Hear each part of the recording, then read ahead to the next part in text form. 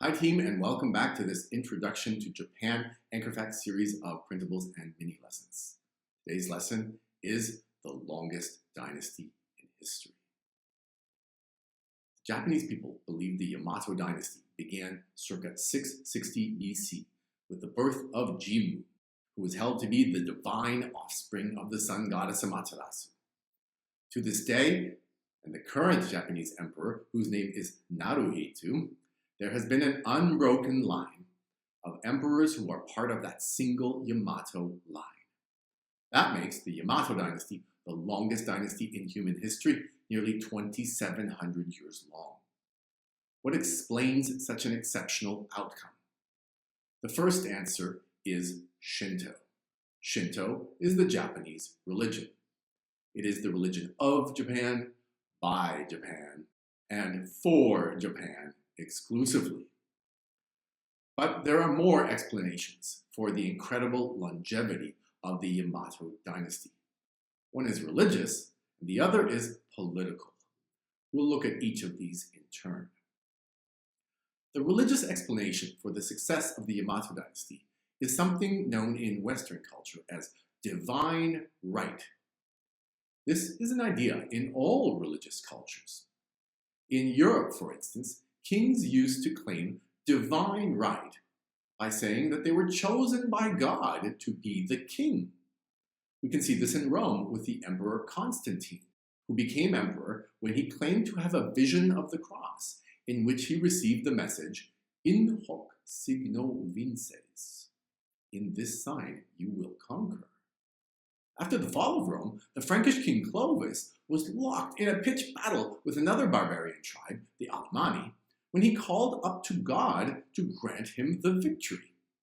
He won, and he converted to Christianity. The Muslims too have a long and unshakable belief that their religion will triumph over all others.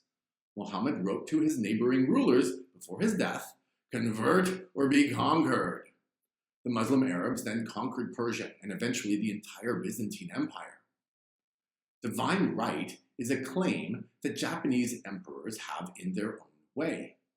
As the descendants of Jimmu, they have the royal bloodline, which ties them to the sun goddess Amaterasu. So assuming the Japanese people are devout, in other words, they really believe, and there's no reason to doubt it, then there is a strong belief that this is true, and that therefore the emperors have a divine right to be the rulers of Japan. Clearly, the kamikaze pilots of Japan, who died out of religious conviction during World War II, have a belief just as strong as that as Islamic terrorists today. There is no way to ignore the religious dimension of the success of the Yamato dynasty, but there is also a political dimension. Since the emperors have been considered divine, it was important for them not to be polluted by world events. For instance, when the Soga clan brought Confucianism and other elements of Chinese culture to Japan, it was interpreted as a grab for power by the other clans. Soga no Iruka was killed in front of the Japanese empress in the Ishi incident. What happened next is fascinating. The empress had to resign in favor of her brother. Why? Because she was polluted by witnessing the assassination. The Japanese emperors, in other words, were not allowed to get their hands dirty. This is why the shoguns are such important players in the history of Japan. If someone had to get their hands bloody, it could not be the emperor. But someone always has to. So it was the shoguns. The details of how the shoguns came to power and how different families managed to control the shogunate, the office of the shogun, are not relevant to anyone but really experts in Japanese history. Only the fact of the shoguns is important. The shoguns were the military leaders of Japan, tasked with enforcing the laws of Japan. So the political dimension of the success of the Yamato dynasty was that there was a separation of powers. The emperor was the divine ruler. The shogun did the dirty work. This arrangement lasted for about 700 years. As you can see, the Yamato dynasty lasted 2,700 years, and the shogunate only for 700 years of that. But it was the most important 700 years of Japanese history, because it was when the Europeans showed up. As we will see in the next lesson, the arrival of the Europeans created a challenge for the Japanese idea of divine right. Can you think of what it would be?